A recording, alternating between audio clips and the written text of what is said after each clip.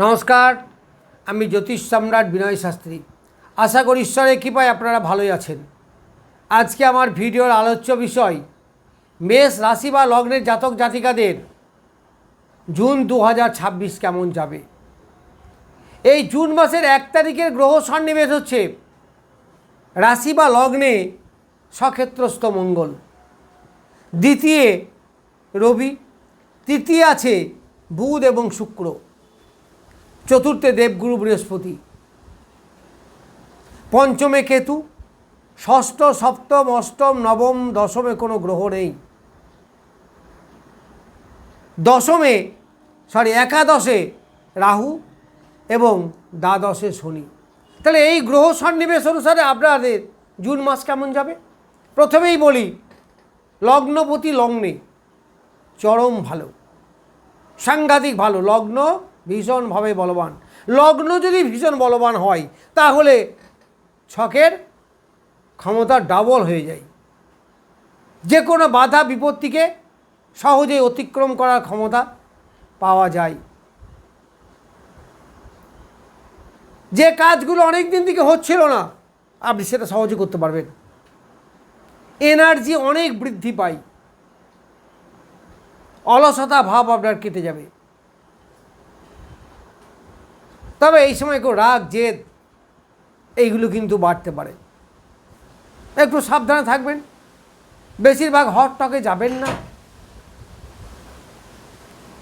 তারপরে দ্বিতীয় আছে রবি, এটা নিয়ার অ্যাবাউট 15 তারিখ পর্যন্ত থাকবে।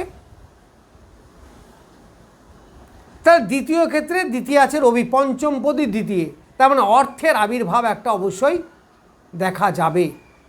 পরিবারের মধ্যে একটা সুন্দর সম্পর্ক, আত্মীয় বর্ণের সঙ্গে সুসম্পর্ক, এইগুলো কিন্তু আপনি এই সময়ে পাবেন। মান যশ খ্যাতি এইগুলো লাভ হবে। প্রেম প্রীতির ব্যাপারে যথেষ্ট শুভ জায়গা, যদিও রবি খুব ভালো প্রেম দেয় না। যারা স্টুডেন্ট, বিশেষ করে মেডিকেল লাইনে আছেন, তাদের কিন্তু দারুণ ডেভেলপমেন্ট হওয়ার জায়গা। তার রবিকে তো আমরা জ্যোতিষশাস্ত্রে ডাক্তার বলি। সে যদি পঞ্চমপদী দ্বিতীয় থাকে তাহলে মেডিকেল লাইনে যারা আছেন তাদের অর্থ উপার্জন অনেক অনেক অংশে বৃদ্ধি পাবে। এই মঙ্গল 20 তারিখে চলে যাবে দ্বিতীয়, তার লগ্নপতি দ্বিতীয় যাবে, সেটাও খুব ভালো যোগ। অর্থের আবির্ভাব তারপরেও হবে। তাহলে রবি থাকা অবস্থায় 15-16 তারিখ পর্যন্ত যথেষ্ট ভালো। তারপরে 20 তারিখ থেকে মঙ্গল এলেও সেটাও কিন্তু ভালো। অর্থাৎ এক কথাই বলা যেতে পারে মেষ রাশি বা লগ্নের গোটা মাসটায় অর্থের একটা প্রাচুর্যতা থাকবে। তৃতীয় আছে বুধ এবং শুক্র, যদিও এই শুক্র আগামী 8 জুন সে চলে যাবে কর্কটে, আবার 22 জুন বুধ চলে যাবে কর্কটে। তার আগে পর্যন্ত দ্বিতীয় পতি তৃতীয়, অর্থাৎ নিজেও প্রচেষ্টায় অর্থ উপার্জন প্রচুর হারে হবে। ভোগ বিলাসিতা, মানসিক শান্তি, নিজ চেষ্টা, এইগুলো প্রচুর পরিমাণে বাড়বে। আবার তৃতীয় পতি তৃতীয় আছে, যারা হাতের কাজ করেন, লেখালেখির কাজ করা হোক বা খেলাধুলো কাজ হোক, যেমন ক্রিকেট খেলা, ভলি খেলা বা এই ধরনের হাত দিয়ে যে সমস্ত খেলা করা হয়, এই সমস্ত জায়গায় যারা আছেন, যারা আঁকাআঁকি করেন, তাদের কিন্তু চরম ডেভেলপমেন্ট হবে এই সময়ে।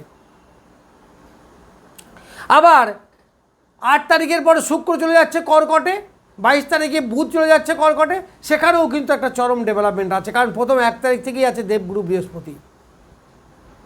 এই বৃহস্পতি মেষ লগ্ন বা রাশি সাপেক্ষে নবমপতি এবং দ্বাদশপতি। সাময়িক কালের জন্য বিদেশ ভ্রমণ বা স্থায়ীভাবে জন্মভূমি থেকে তারা দূরে যাচ্ছেন, সেটা পড়াশুনোর উদ্দেশ্যেই হোক আর অর্থ উপার্জন করার উদ্দেশ্যেই হোক, আপনার কিন্তু চরমভাবে উন্নতি লক্ষ্য করা যায়।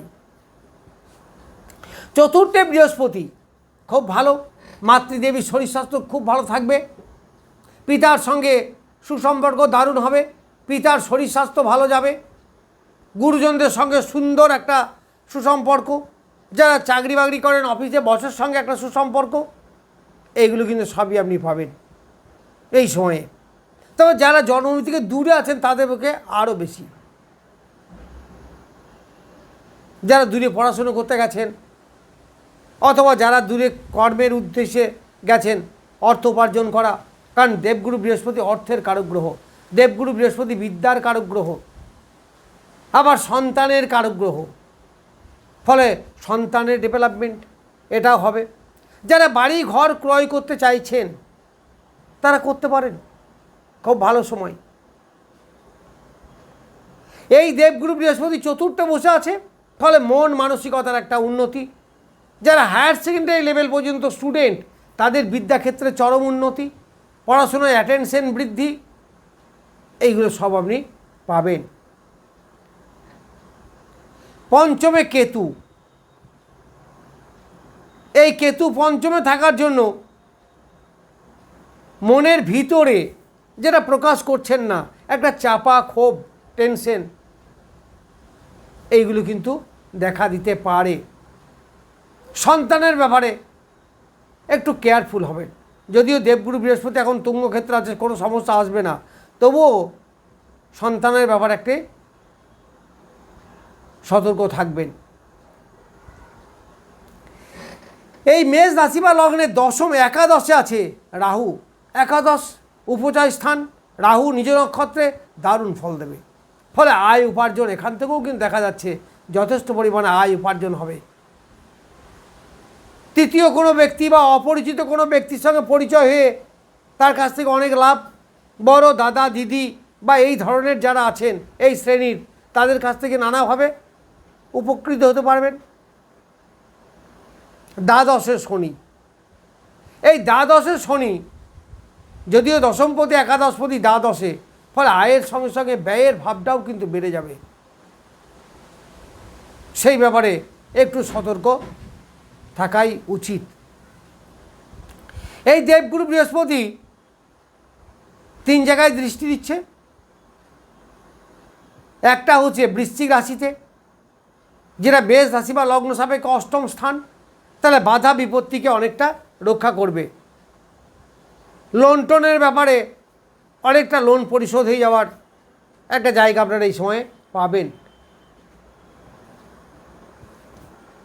আবার তার সপ্তম দৃষ্টি পড়ছে দশম স্থানে, তার দশম স্থানে দেবগুরু বৃহস্পতির দৃষ্টি, ফলে কর্মের উন্নতি, কর্মের একটা ডেভেলপমেন্ট, অনেকের চাকরি যোগ হওয়া, এইগুলো আপনারা পাবেন।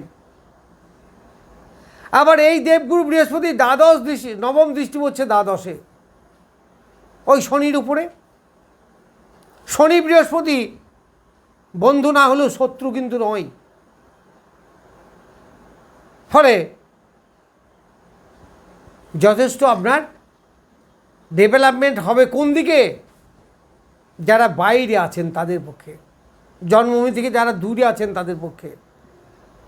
তাছাড়াও যে ব্যয়ের কথা বলেছি, এই ব্যয়টাও কিন্তু সৎ ব্যয় হবে, অর্থাৎ ভালো উদ্দেশ্যে ব্যয়, মানে নষ্ট নয়। সেটা ছেলে মেয়ের এডুকেশন পারপাস হোক, আর ঘর বাড়ি ক্রয় করতেও করা উদ্দেশ্যে হোক, বা বিলাসবহুল জিনিসপত্র ক্রয় করার জন্য হোক, যে কোনোভাবেই হোক না কেন, আপনার সৎ ব্যয়ের একটা জায়গা দেখা যাচ্ছে। দাম্পত্য জীবন মোটামুটি ভালো এই সময় যাবে, কারণ সপ্তমপতি শুক্র মোটামুটি চতুর্থে, ফলে মন মানসিকতার একটা উন্নতি, ব্যবসার মাধ্যমে প্রচুর অর্থ লাভ, এইগুলো কিন্তু আপনি এই সময়ে সবই পাবেন।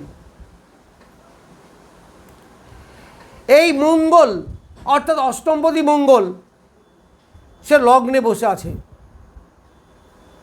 তাহলে কী করে বাধা বিপত্তি সৃষ্টি করবে? না, এখানে মঙ্গল কিন্তু মূলত মেষ রাশির ফল দেবে, ফলে বাধা বিপত্তি সেরকম কোনো ক্ষতি করতে পারবে না, বা অ্যাক্সিডেন্ট এই ধরনের হওয়ার সম্ভাবনা খুবই কম, কারণ মেষ রাশি বা লগ্ন সাপেক্ষে মঙ্গল মোটামুটি শুভ গ্রহ। যাই হোক, আমি মেষ রাশি বা লগ্নের জুন 2026 কেমন যাবে সেই সম্বন্ধে কিছু বললাম। নমস্কার, আজ এই পর্যন্তই।